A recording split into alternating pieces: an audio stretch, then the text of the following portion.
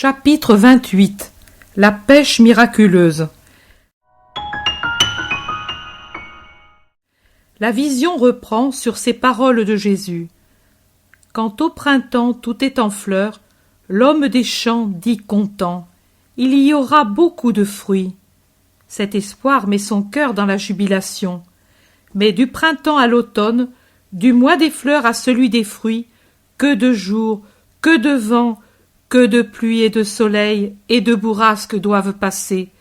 Et puis la guerre, ou la cruauté des puissants, les maladies des plantes, et puis les maladies de l'homme des champs. Alors les plantes ne sont plus déchaussées ou butées, arrosées, tutorisées, sarclées. Les arbres qui promettaient beaucoup de fruits se rabougrissent et meurent tout à fait ou perdent leur récolte. Vous me suivez? Vous m'aimez, vous, comme les plantes au printemps. Vous vous parez de bonnes intentions, d'affectueux sentiments. Vraiment, Israël, dans cette aube de mon apostolat, ressemble à nos douces campagnes au lumineux mois de Nisan. Mais écoutez, comme brûlés par la sécheresse, vous verrez venir Satan, qui vous desséchera de son souffle envieux. Puis le monde, dont le vent glacial gèlera vos fleurs. Viendront les bourrasques des passions et le dégoût comme une pluie persistante. Tous mes ennemis et les vôtres viendront faire périr tous les fruits des désirs qui avaient fleuri en Dieu. Je vous en avertis parce que je sais. Mais tout sera-t-il alors perdu quand moi, comme l'agriculteur malade, plus que malade, mort, je ne pourrai plus vous donner paroles et miracles? Non, je sème et cultive, tant que c'est mon temps, puis sur vous, ce sera la croissance et la maturation, si vous faites bonne garde. Regardez ce figuier de la maison de Simon de Jonas, celui qui l'a planté n'a pas trouvé la place juste et favorable. Planté près d'un mur humide au nord, il serait mort si de lui-même il n'avait pas voulu se protéger pour vivre, et il a cherché le soleil et la lumière. Le voilà tout courbé, mais solide et fier, qui, dès l'aurore, boit le soleil et s'en fabrique un suc pour ses 100 et 100 fruits si doux. Il s'est défendu tout seul. Il a dit « Le Créateur m'a voulu pour donner à l'homme joie et nourriture. Je veux qu'à son vouloir s'associe le mien. » Un figuier, une plante muette, sans âme.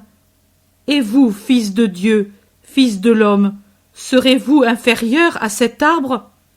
Faites bonne garde pour donner des fruits de vie éternelle. Je vous cultive, et pour finir, je vous donnerai un suc tel qu'un plus puissant ne peut exister.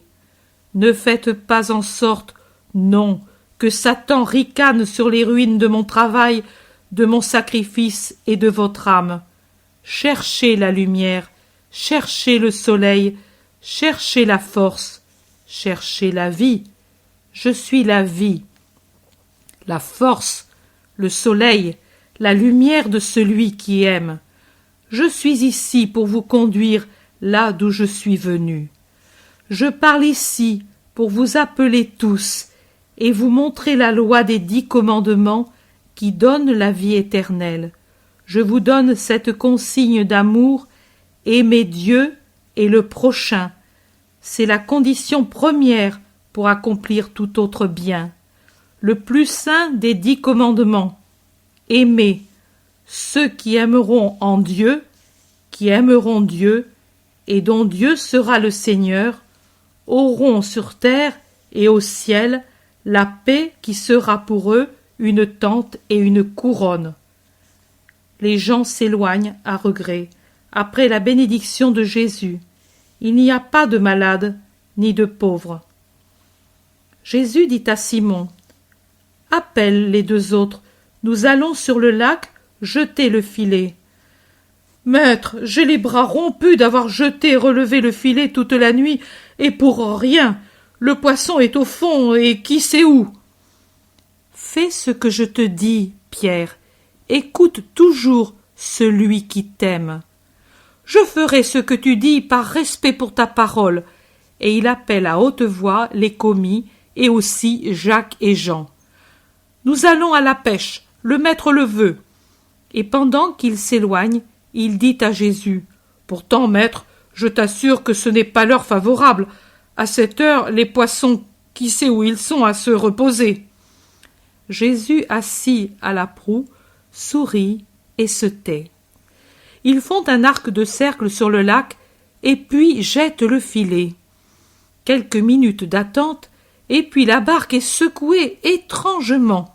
Attendu que sous le soleil déjà haut sur l'horizon, le lac est lisse comme du verre fondu. « Mais ce sont les poissons, maître !» dit Pierre les yeux écarquillés. Jésus sourit et se tait. « Hissez, hissez !» ordonne Pierre au commis. Mais la barque penche du côté du filet. « Ohé, Jacques, Jean, vite, venez, avec les rames, vite !» Ils accourent et les efforts des mariniers réussissent à hisser le filet sans abîmer la proie. Les barques accostent. Elles sont exactement l'une contre l'autre.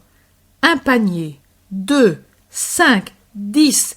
Ils sont tous remplis d'une proie stupéfiante et il y en a encore tant de poissons qui frétillent dans le filet, argent et bronze vivants qui s'agitent pour échapper à la mort. Alors, il n'y a plus qu'une solution, renverser dans le fond de la barque ce qui reste dans le filet. On le fait, et alors, c'est tout un frémissement de vie qui agonise. Les pêcheurs ont les pieds dans cette surabondance jusqu'au-dessus de la cheville, et les barques s'enfoncent au-delà de la ligne de flottaison à cause de la charge excessive. « À terre, virez! Faites force de voile! Attention au fond! Préparez les perches pour empêcher le heurt. Il y a trop de poids. » Tant que dure la manœuvre, Pierre ne réfléchit pas. Mais une fois débarqué, il ouvre les yeux et comprend. Il est tout effrayé. « Maître, Seigneur, éloigne-toi de moi. Je suis un homme pécheur. Je ne suis pas digne d'être auprès de toi. » Il est à genoux sur la grève humide. Jésus le regarde et sourit. « Lève-toi, suis-moi, je ne te lâche plus. Désormais, tu seras pêcheur d'hommes, et avec toi tes compagnons que voici. Ne craignez plus rien, je vous appelle, venez. » « Tout de suite, Seigneur. Vous autres, occupez-vous des barques, portez tout à Zébédée et à mon beau-frère. Allons tous pour toi, Jésus, que l'Éternel soit béni pour ce choix. » Et la vision prend fin.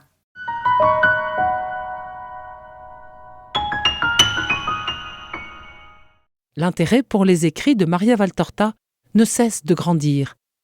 Et les fruits récoltés, vocation, conversion, sont immenses. Visionnaire de la vie du Christ, de la conception de Marie jusqu'au début de l'Église, sa description des personnages, de leur psychologie, la précision des lieux où ils évoluent, des coutumes et mœurs de l'époque, est proprement sidérante et à ce jour inégalée.